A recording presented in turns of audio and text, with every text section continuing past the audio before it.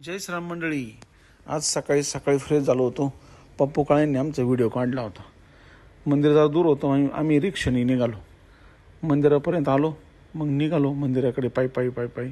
सकाळची वेळ होती. दुकानं ओपनच होत होती, सुसज्ज झाली होती दुकानं. आम्ही काही नारळ घेतलं, फूल, मोराचा पीस घेतला आणि एक सेल्फी पण काढला. मग आम्ही निघालो मंदिराकडे. विनायकराव तर भराभरा चालले होते. त्यांना वाटलं गर्दी वाढन, परत मंदिराला दर्शन लेट होऊन जाईल. मग आमच्या पाठीमागं श्रीकांतराव आले, पप्पूदादा आले, मी पुढे होतो, माझ्या मागे तिघे होते. मग हळूहळू गर्दी वाढली. इतकी वाढली का आम्हाला वाटलं होतं 10-15 मिनटात दर्शन होईल, पण त्याला खूपच वेळ लागला. हळू असं करता गाभाऱ्यात आलो. मंदिरासमोर दर्शन पण झाले. मग आम्ही प्रसाद वगैरे घेतला.